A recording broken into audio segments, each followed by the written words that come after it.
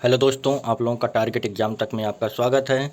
दोस्तों, आज हम बात करेंगे इलाहाबाद, जौनपुर, सीतापुर, कुशीनगर व अन्य ज़िलों की मेरिट लिस्ट किस तरह से बनेगी, इस संबंध में हम बात करेंगे तथा यह भी बात करेंगे इलाहाबाद में अब कितनी वर्तमान में सीटें हैं, किस हिसाब से सिलेक्शन का प्रोसेस होगा, जौनपुर में कितनी वर्तमान सीटें हैं, क्या रहेगा वहाँ पर सिलेक्शन प्रोसेस कैटेगरी वाइज होगा या एक मेरिट बनेगी सिर्फ उसी में सिलेक्शन हो जाएगा, इस संबंध में हम बात करेंगे। लेकिन इससे पहले अगर आप लोगों ने हमारे चैनल को सब्सक्राइब नहीं किया है तो सब्सक्राइब कर लीजिए ताकि आप लोगों के पास लेटेस्ट वीडियो की अपडेट सबसे पहले पहुंचती रहे। दोस्तों, जैसा कि आप लोग जान रहे हैं, इस समय उत्तर प्रदेश में 31,661 पदों पर शिक्षक भर्ती प्रक्रिया का शासनादेश जारी हो चुका है। लेकिन अभी भी अभ्यर्थियों के मन में असमंजस की स्थिति बनी हुई है। क्या पहली मेरिट सूची पर होगी भर्ती? लेकिन जिस तरह से आयोग के द्वारा भर्ती प्रक्रिया पर यह कहा गया है कि पहली मेरिट सूची नहीं बल्कि दूसरी मेरिट सूची जारी की जाएगी, वो भी डिस्ट्रिक्ट वाइज। लेकिन अभी भी यह असमंजस की स्थिति में क्या किस तरह से मेरिट सूची बनेगी, कैटेगरी वाइज बनेगी या एक समान मेरिट बनेगी, एक रैंक के हिसाब से बनेगी, उस रैंक तक आने वाले सभी अभ्यर्थियों का सिलेक्शन हो जाएगा। अभी तक इस संबंध में कोई कुछ बात क्लियर नहीं हो पाई है। लेकिन जहाँ तक उम्मीद है, जैसा कि लोग कई वीडियो में बता रहे हैं कि कह रहे हैं कि ज्ञान बांट रहे हैं, कह रहे हैं कि एक रैंक 1 से लेकर 100 रैंक तक अगर किसी ज़िले में सीटें हैं, 100 सीटें हैं, 1 से 100 रैंक तक सभी अभ्यर्थियों को ऊपर से ले लिया जाएगा। ऐसे कैसे हो सकता है कि ऊपर से ले लिया जाएगा? सपोज दैट मान लीजिए जनरल ही आ गई 100 रैंक तक, या ओबीसी आ गई, या ओबीसी या जनरल दोनों आ गई, एससी कहाँ जाएंगे? जब तक आरक्षण का मुद्दा सॉल्व नहीं कर लिया जाता, कैटेगरी वाइज सिलेक्शन नहीं होता, तब तक यह भर्ती प्रक्रिया इतनी आसानी से होने वाली नहीं है। साथ ही एक और मुद्दा है जो अभी तक सुलझाया नहीं गया है।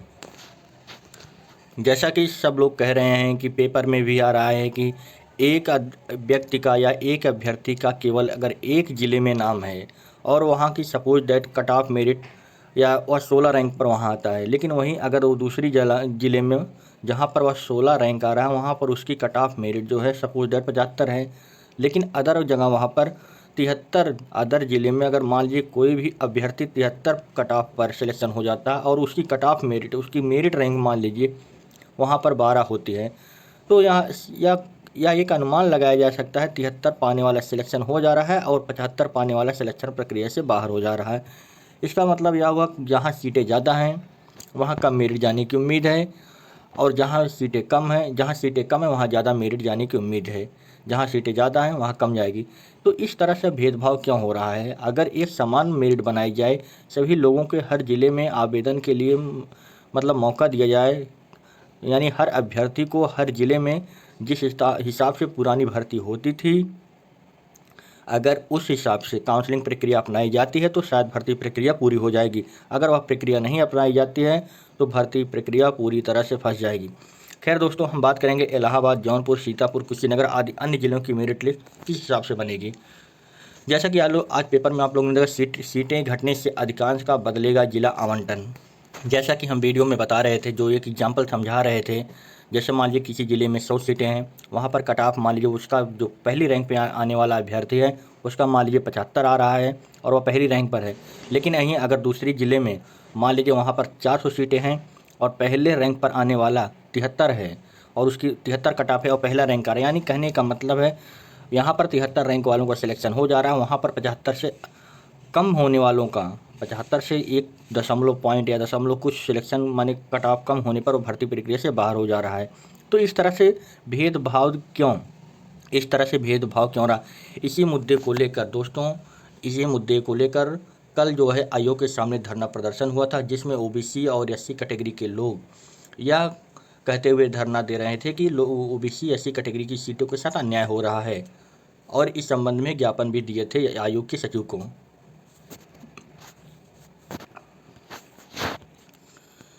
दोस्तों, हम बात करेंगे 31,661 शिक्षक भर्ती में जिला मेरिट सूची एवं सीट। एक एग्जाम्पल के हिसाब से हम समझाने का प्रयास करेंगे जो इसमें अभ्यर्थियों के मन में है कि क्या मेरिट रहेगी, क्या मेरिट नहीं रहेगी, कैसे रैंक के हिसाब से सिलेक्शन होगा।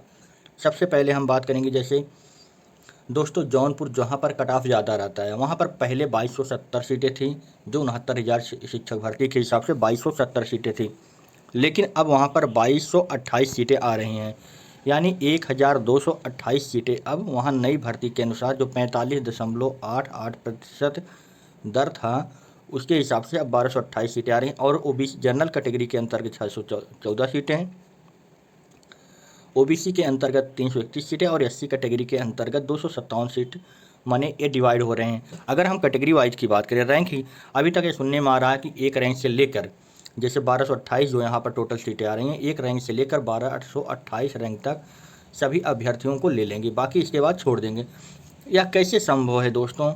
अगर मान लीजिए इसी रैंक के अंदर जो आप लोग समझा रहे हैं 1228 के अंतर्गत, मान लीजिए इसमें सबसे ज़्यादा सिलेक्शन ओबीसी का हो जाता है, या मान लीजिए सबसे ज़्यादा सिलेक्शन जनरल वर्ग वालों का हो जाता है, ठीक, तो ओबीसी लोग कहाँ जाएंगे, एससी लोग कहाँ जाएंगे? या मान लीजिए किसी कैटेगरी का ज़्यादा हो जा रहा है, किसी कैटेगरी का कम हो रहा है, तो किसी के साथ अन्याय हो रहा है, चाहे जो भी कैटेगरी है। जैसे मान लीजिए आप लोगों को बताए थे 1228 सीटें हैं, ठीक, अब 1228 में 614 सीटें हैं जनरल की, इसमें से कट ऑफ जाने की उम्मीद है एक रैंक से 600 रैंक तक, एक रैंक से 600 रैंक तक इसमें जनरल का सिलेक्शन होना है। यानी जो लगभग 15 से 20 सीटें हैं, जो 15 से 20 सीटें रहेंगी उसमें ओवरलैपिंग हो जाएगा, कुछ इसमें ओबीसी आएंगे, कुछ एससी आएंगे, कुछ एसटी आएंगे, इसमें इन कैटेगरी में ओवरलैपिंग होके आएंगे इस कैटेगरी में। इसके अलावा अगर बात करें तो हम जो ओबीसी की 331 सीटें हैं, जो ओबीसी की 331 सीटें हैं, इनमें एक रैंक से लेकर 1000 रैंक तक, 1000 रैंक तक इसमें सिलेक्शन हो जाएगा ओबीसी कैटेगरी का। यानी अगर कोई अभ्यर्थी, कोई ओबीसी वर्ग का अभ्यर्थी 1000 रैंक तक है तो वह अपने आप को जौनपुर में उस ज़िले में अपने आप को नियुक्त पक्का समझे। और वहीं एससी कैटेगरी की बात करें जिसमें 257 सीटें हैं, तो इस कैटेगरी में 1300 रैंक तक आने वाले अभ्यर्थी अपने आप को इस ज़िले में सेफ जोन में समझें।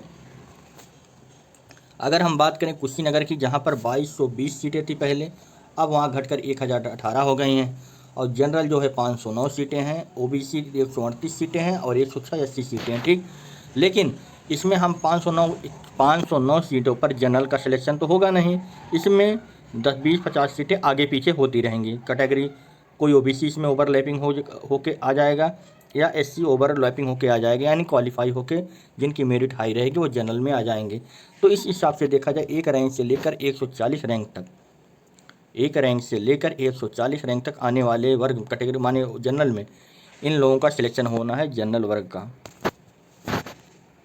अगर हम वही बात करें तो ओबीसी कैटेगरी की, जहां पर 138 सीटें हैं और वहां कट ऑफ जो रहने की उम्मीद है एक रैंक से लेकर 700 रैंक तक आने वाले ओबीसी कैटेगरी अपने आप को सेफ समझें।